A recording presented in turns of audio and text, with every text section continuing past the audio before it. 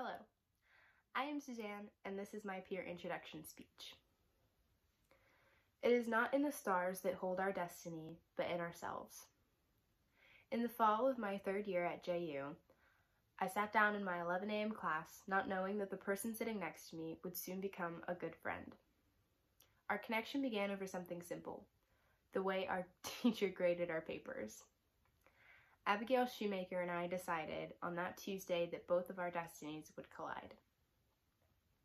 When we realized we would both be taking the same classes over the semesters, we both got talking about what we wanted to do and how we wanted to approach these classes.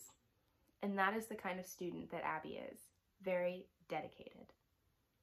Abby was born in Orlando, but grew up in a small town in South Carolina.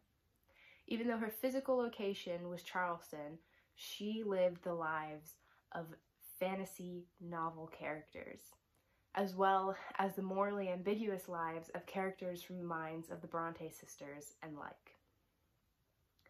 Reading these books like Wuthering Heights and Jane Eyre brought her partially to her destiny to sit in that chair next to me last fall. But it was her visit to Stratford-upon-Avon, the town of Shakespeare, when she was 15 that really drove her to study JU and sit in that chair next to me. As Abby grew through her first semester at college, she was always on her laptop and constantly planning things that she needed to do. She was always ready for the next assignment in any class.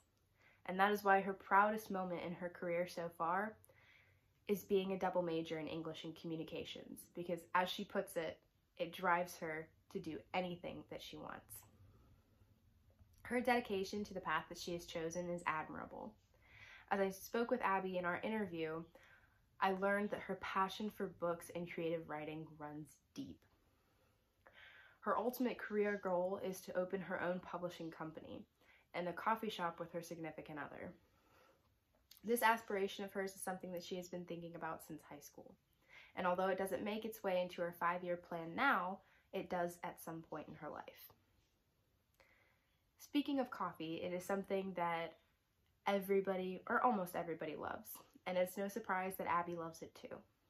One of her secret passions is creating coffee recipes. And she comes up with them in her dorm room and just uses them on the go. These coffee recipes are simple but effective. Abby might only be a freshman in college, but her goals and aspirations are tangible to herself. She has plans like her coffee and publishing shop that she studies very hard for. And when she's not studying, she is either reading or writing to make these aspirations come true.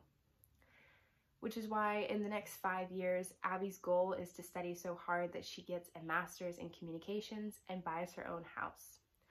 Although she has not settled on where she wants to live, whether it be Florida or back home in Charleston, I know that wherever she lands, I sure would like a cup of coffee. Thank you.